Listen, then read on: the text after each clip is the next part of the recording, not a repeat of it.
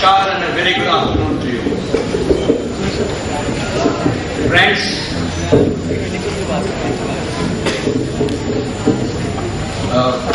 Honorable College Principal Dr. V.K. Quadra, Professor N.P. Sharma, Dr. Monica Kaul, Agastri ji, Manoj ji, teachers and friends. When they gave this introduction, usually whenever my introduction is given, one introduction is left out. And here it is very significant. And it's that 28 years ago, I was selected for the English Honours course in this college.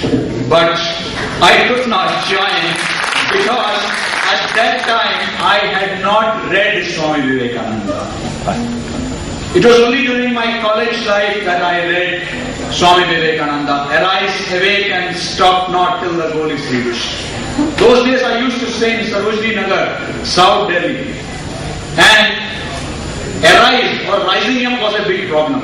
So even when I got admission in this prestigious college, because I could not wake up so early to reach here by 8 o'clock, I preferred to take admission in Sri Venkateshwara in South Delhi. That's how I missed the opportunity to be an alumni of this great college. Nevertheless, it is God's grace that today He has given me the opportunity to talk to you in this very college premises. Friends, after what General Saab has said, there is not much left for me to say. Nevertheless, since the theme of the day is Universal Brotherhood, I would like to remind you, and I'm sure most of you have read, what Swami Vivekananda said in his widely acclaimed address on September 11, 1893 at the World Parliament of Religions in Chicago. Everybody remembers one particular line, Sisters and Brothers of America. And that, with that one sentence, one line, he embraced the whole of America. But he was not just saying something that you and I say day in and day out here. Bhaiyon or Behnon, Bhaiya. I mean, when you go to the nearest bus stop and take a rickshaw, you call him Bhaiya. We don't belong to the civilization or culture where you refer to your dad as Professor Mr. Henry or Mr. John. We belong to a culture where even the rickshawala, the auto rickshawala, the bus driver, everybody is respectfully referred to as Bhaiya or Bahenji. That is the greatness of this culture. And that's what Swamiji, when he talked to those people, addressed the people of America, addressed people from across the world, he said, brothers and sisters of America, he wanted to say, you and I are the same. Therein itself, the message of universal brotherhood was carried, that you are my brother, you are my sister, we are all part of the same universe. He carried a centuries-old message which was given by this civilization, the message of Vasudhaiva Kutumbakam, that the whole world is one family.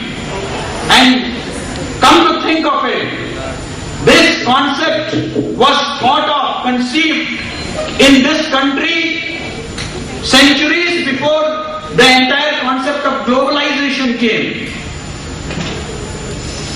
At that time we used to talk about Vasudhaiva Kutumbakam. Now they are talking about globalization. 1991 globalization, liberalization came to this country. People, when they say that, I laugh at it. We were globalized a long time back. This was the country which gave refuge to the most persecuted nations, ethnic groups of the world. It was here that the Jews got refuge. It was in this land that the Zoroastrians, who were hunted out of their homes in Iran, they were persecuted. They came here, they were given refuge here. The first Christians, they came here. Christianity did not come with Britain or Portuguese. Christianity came with the first disciple. Christianity. So here we have been a mini universe, mini world since time immemorial. So it's something, when you talk about multiculturalism in the West, it's a new concept for them. We are multicultural by character, by nature. It is an integral part of us. For us, it is incomplete. Life is incomplete if there is no pluralism.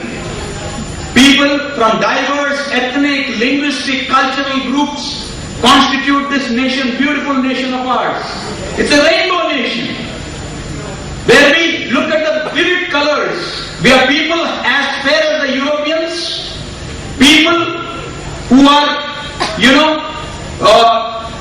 of Negroid origins, people who are of Mongoloid origins. You just name them. Every ethnic group is there in this country. That's what we are proud of. We have always been. And it is in this context that when Swamiji went, he opened the eyes of the world. You see, the world was not aware. If you go into the history of the World Parliament of Religions, you would find that the Archbishop of Canterbury refused to attend the World Parliament of Religions when he was given an invitation. He said, "What? Religions? There is only one religion, and that is Christianity. There is no other religion in this world."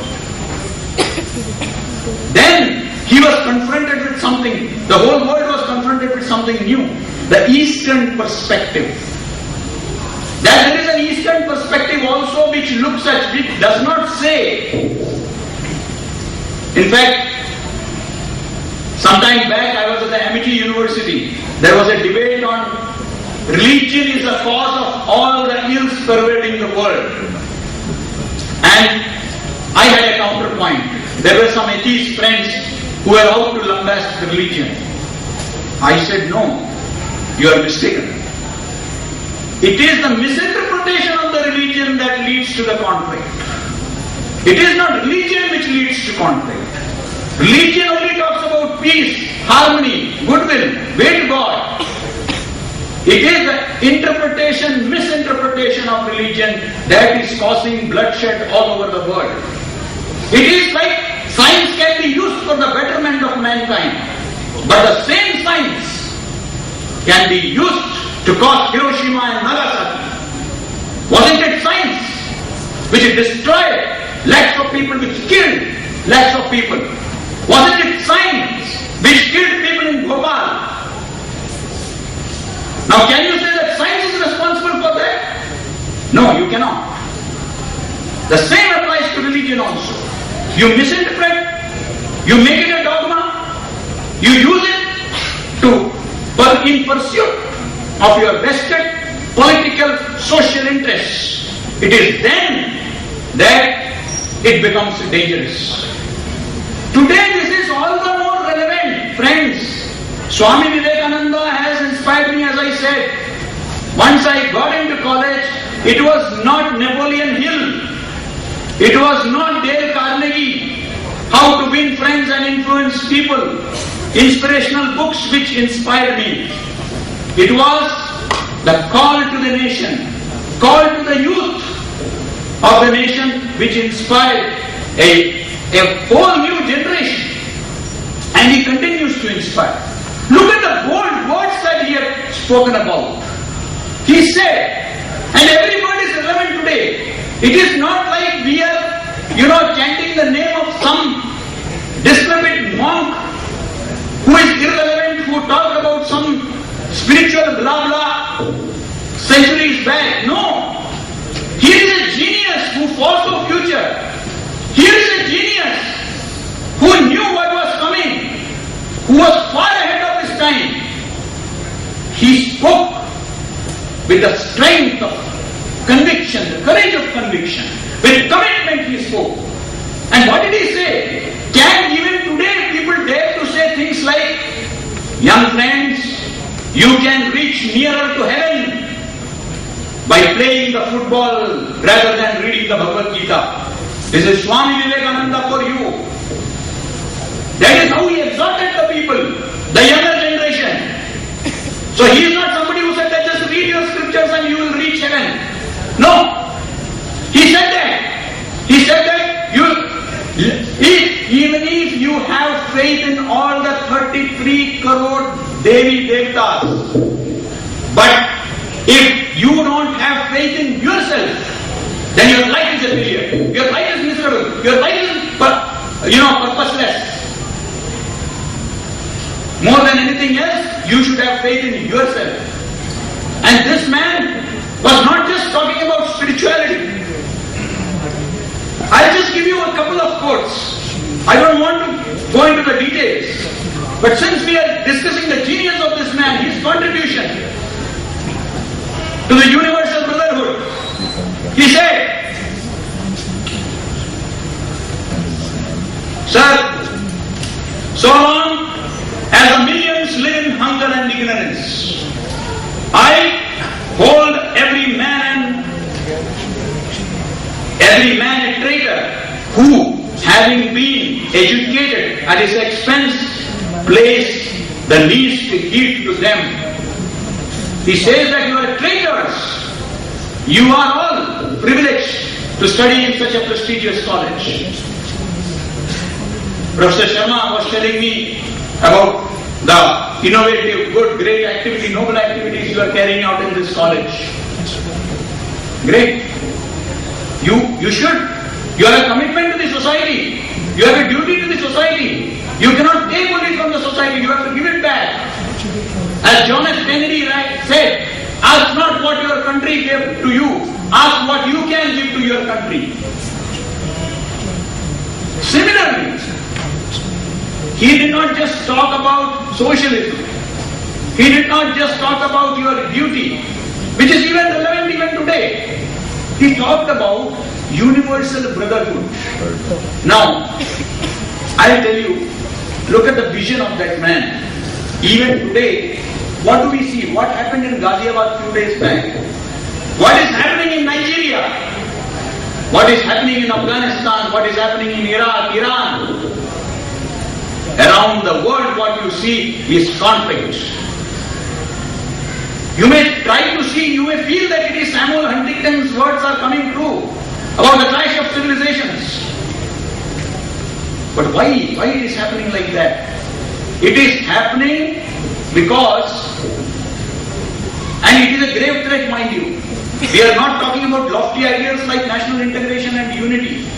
Social harmony is at stake, which we are not realizing. In the name of caste, creed, religion, ethnic group, what is happening in Maharashtra? Language, you are being divided. It is here the significance of universal brotherhood, the message of universal brotherhood given by this saint is relevant today because he said something that is very important, and it is that we have to accept the diversity of mankind. The problem is that today people are not accepting the diversity. You are saying, I am right, only my path will lead to God and salvation, which is untrue, which is not based on fact. How can you say that 1/5 or 1/3 of the humanity does not have salvation? Because you don't believe in my God. That is at the root of all conflicts. When you say that my path is right, your path is wrong. No. All paths lead to God. That is the message Indian civilization, Indian culture has always given. I'll quote from Swamiji. I am not saying anything. I am only trying to explain to you what he has said. He says, elaborating on his vision of a universal religion, Swamiji said, and I am quoting from an article which I myself had written, on the occasion of the 150th birth anniversary. He says, how do we cope with the differences? The only rational way is to accept them. to accept them not only as inevitable, but essential. One must learn that truth may be expressed in 100,000 different ways, and that each of these ways is true as far as it goes. We must learn that the same thing can be viewed from 100 different standpoints and yet be the same thing. I am the father to my child, husband to my wife, son to my mother, brother to my sister, classmate to friends, teacher to my students, boss to my employees. But I am one. People see me different. The same is the case with God. We call him by different names. We interpret him in different ways. But he is one and the same. Friends, I must briefly tell you what this, here it is relevant. Because we are carrying out the vision of Swamiji. When the Global Foundation for Civilizational Harmony was set up in 2008, on the dais where His Holiness the Dalai Lama, Dr. APJ Abdul Kalam, Swami Dayananda Saraswati of the Acharya Sabha, Sri Sri Ravi Shankar of the Art of Living, the Archbishop of Mumbai, Oswald Gracias, Maulana Mahmood Ali Madani of Darul Uloom Deoband, you had Jachedar of the Akal Takht Harmandir Sahib. We had with us also the Sardar Joginder Singh ji was at that time the Akal Takht Jachedar. He was there. The Jain Guru was there. And one message that went across was that let us accept the sanctity of all religions. When you call me kafir, that very moment you have thrown me out of the circle of humanity. You are saying you belong to a different thing. When you call me heathen, an idolater, that moment I have been excluded from the God, from salvation. But when I say that no, your God and my God is one, that is the concept that we have been trying to say. And we have had repeated dialogues. In 2008, the Faith Human Rights Declaration was signed in Amsterdam, where we spoke about that all the religious leaders came together and took exception to any mind you, any disrespect to any symbol of any religion. And that is why we all outrightly, unanimously, in one word, in one voice, condemn this film that has been made in the West. We also condemn anybody offending the sensibility of any religion, whether it be Salman Rushdie or whether it be M.F. Hussain. Nobody has the right to offend the religious sensibilities of others, because we are living in a multicultural, secular country. So friends, I don't want to take much of your time. I know it is lunch time, but I thought I will share some food for thought with you. I shall be brief. The time has come when we should move from the concept of religious tolerance. Tolerance is a very negative word, I feel. We have all along been talking about religious tolerance. And what does tolerance mean? Tolerance means bardasht karna. I am tolerating you. Oh, I have no option, I am tolerating you. Bardasht karna. No. We should, now the time has come when we should shift to the next stage of human development. This is 21st century. From tolerance, the concept of bardasht karna, we should shift to the concept of acceptance. Accepting everybody. Accepting everyone's faith. In this country, simultaneously we go to the dargah and the temple.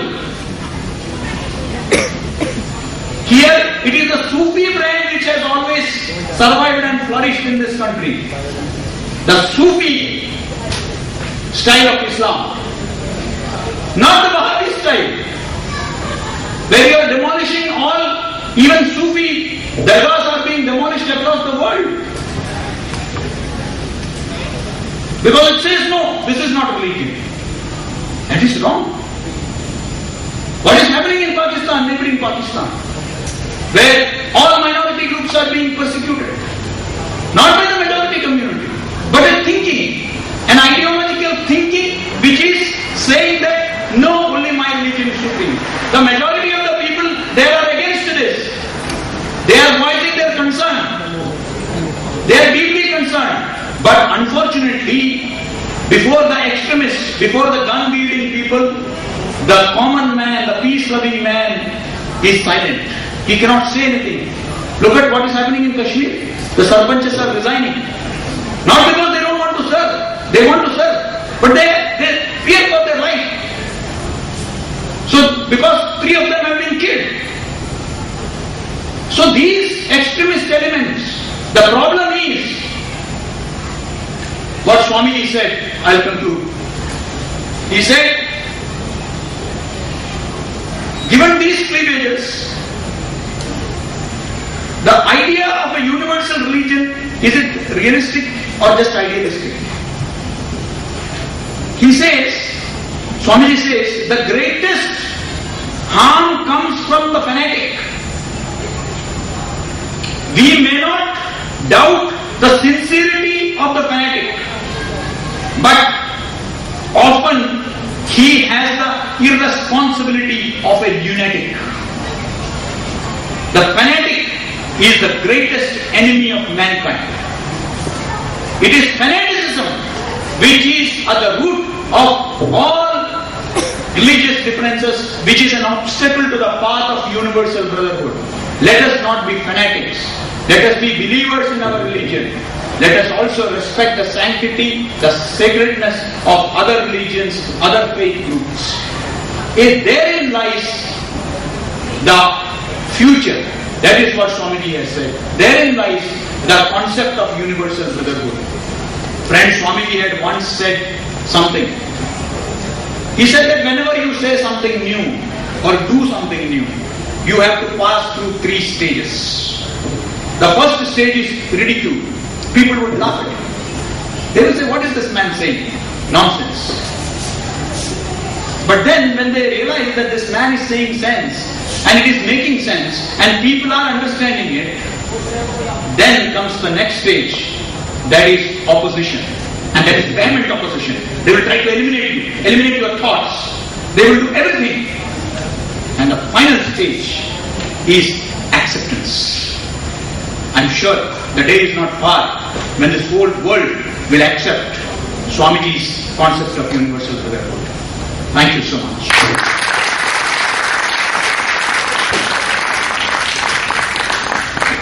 Thank you, sir, for your inspiring words.